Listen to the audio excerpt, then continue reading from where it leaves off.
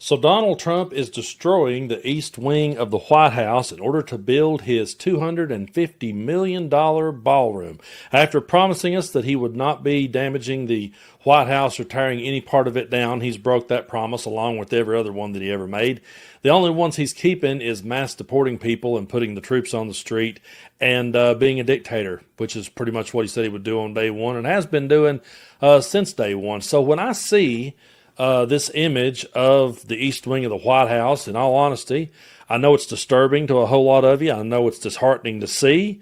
But to me, this is a perfect illustration of what Donald Trump has done to our country and to our Constitution and to our rule of law. So I am not shocked that he's also doing this to such a historical place as the White House.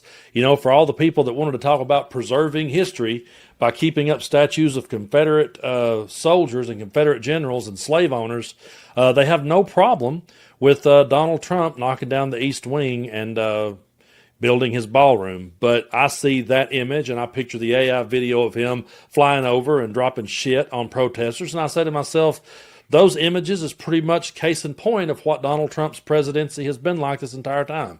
So we're going to take a look at him talking about this ballroom. But what I would like for y'all to do while you're listening, if you can stomach to listen, is ask yourself, when on the campaign trail was working people around this part of the world, especially here in Appalachia, when were they ever saying, boy, the thing we need in this country is a new ballroom at the White House? I don't know who was saying that, but here's Trump bragging about his next vanity project. You know, we're building right behind us, we're building a ballroom. They've wanted a ballroom for 150 years. And I'm giving that honor to this wonderful place. I think we should do it. This was the ballroom, and this room holds 88 people, and the new one will hold 999 people, which is a difference. I say 999 because I didn't want to crack 1,000. I didn't want people to get concerned because that's getting big. But we're going to have we'll have the most beautiful ballroom in the country. It's going up, and for those that are interested, we got to get back to baseball. But you see the gold drapes? That's a knockout panel. We knock it in, you go, that comes out, and then you have essentially glass and exactly in the decor of the White House. I didn't know I'd be standing here right now because right on the other side, you have a lot of construction going on, which you might hear periodically. But that's a knockout panel, and that goes right into the ballroom, and the ballroom's going to be beautiful. So you'll have drinks, cocktails, everything on this floor, and then they'll say, welcome to dinner. You walk into the ballroom, Mr. Senators, and you're going to see a ballroom the likes of which I don't think it'll be topped. It'll be the finest. So it's going to be a lot of fun. It just started. And it just started today, so that's good luck. We want the same luck that they had and the same talent. As always with Donald Trump, how exactly is this a representation of the working class people who he claims to represent and the working class people who looks up to this guy and has voted for him 3 times? They voted for him thinking that the grocery bill would come down. They voted for him thinking they would get cheaper eggs. They voted for him thinking that he would put America first, but instead he's building a ballroom that they will never see the inside of. When he talks about how, hey, you all will be able to see this, he's talking about him and his billionaire buddies and what other elitist shows up. But the working class people who put him there will never see the inside of that ballroom. So I would ask, how does this help you? How does this make your life better? You could look around and go, well, it's pissing liberals off that he's doing this.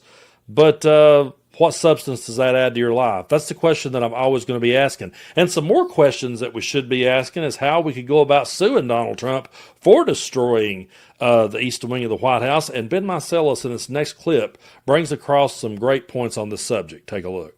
So let me just send this message to anybody who has the standing to sue, to the law firms that are out there, to the state attorney generals. Go and seek an injunction to block this construction. The argument that you should make is that Donald Trump engaged in fraud in saying that he alone was going to pay for it and that it wasn't going to impact in any way the existing structure. The emergency basis for your injunction is the photograph that we showed, that they just damaged the actual White House and they're destroying the East Wing, which is a violation. get a court to enjoin or block further construction until such time as there's discovery in a transparent way who is funding this thing. Make the order, demand discovery, and then address the issues of the illegality that it is a violation of Article 1 of the Constitution. That's the argument you need to make. Go and make it. I'm someone who leads a media network. Okay. I'm not a practicing lawyer anymore. I don't do these things anymore, but please, somebody who's watching this, okay, do what I just said and do it because it's the patriotic thing to do. And it's the right thing to do because laws are being violated right now by Trump as a result of this destruction of the White House. Got it? He's absolutely right. It is the right thing to do. And I want to point out that a lot of the people who are mocking the whole No Kings protest and saying, well, hey, what do they mean when they say Trump's acting like a king? Well, he's not running any of this by Congress. He's just doing these things, and he's doing whatever he wants to, whenever he wants to, and he's seeing just how far that he can push things, and as long as no one steps in and says anything, he will continue to push to see what he can get away with. I mean, every bully operates that way. Every bully operates that way until someone finally stands up to him, and he still is Taco. I mean, Trump still always chickens out when the going gets tough, so somebody needs to step forward because he should not be allowed to do this, regardless of politics. I would have felt really weird. I would have called it out. I'll just go ahead and say, if Joe Biden had have said, we're going to build a $250 million ballroom and I'm going to destroy the east wing of the White House, I promise you I would have been on here saying, you know, we're trying to come out of the pandemic. We're trying to survive all this shit. We don't need to be doing this. It's amazing to me just how many times he can break promises and just how many times he can slap people right in the face and they will continue to somehow spin it that it's a Democrat's fault. And they always talked about America first. Trump's going to put America first. Just imagine if we had all that money back that we spent on Ukraine, if we had it all back, we could help the people here. And now Trump is bailing out Argentina instead of American farmers. And when he gets cornered and asked about this, listen to what a bratty response he gives. Question is, what do you have to say to U.S. farmers who feel that the deal is benefiting Argentina more than it is them, as they are Argentina's fighting for its life, young lady. You don't know anything about it. They're fighting for their life. Nothing's benefiting Argentina. They're fighting for their life. You understand what that means? They have no money. They have no anything. They're fighting so hard to survive. If I can help them survive in a free world, I happen to like the president of Argentina. I think he's trying to do the best he can, but don't make it sound like they're doing great. They are dying. All right? They're dying. What do you mean by? And my question is, when has Donald Trump ever cared about anyone dying? When has Donald Trump ever cared about anyone losing? He just so happens to like the president.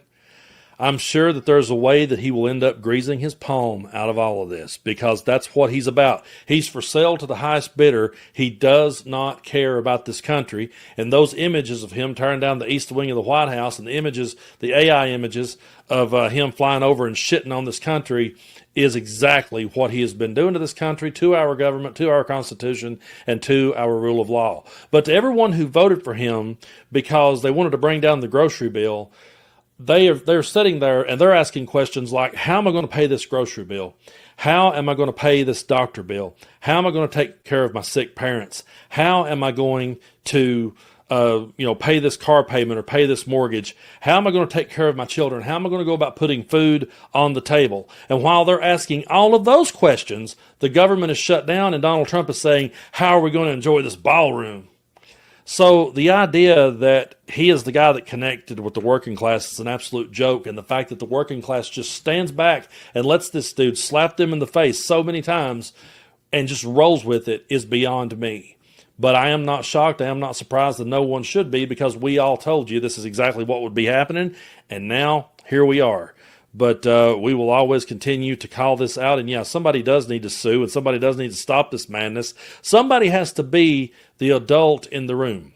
And we're still sitting around a lot of times waiting on someone to do that. We feel like we do the best we can here in our world. But like Ben said, we're people that are social media commentators. I'm not a lawyer. I'm not an attorney. I'm not in a position of government. All I can do is just sit here and try to talk reason. And I appreciate you all for helping me to build this platform to what it is. because I always say this platform stands as a symbol that there was a whole lot of people that didn't fall for the rhetoric of Donald Trump. But to all the people who said he was going to put America first, and boy, if we just had all that money back, he's sending the money to Argentina, and he's building himself a ballroom while the government is shut down, but they're still getting paid. Oh, and by the way, the people who are showing up every day for work, if they miss one day, they won't get paid for that day. And if they break the rules of their job, they'll be fired. But they support a man who can break any rule in the book, and he'll get a pass.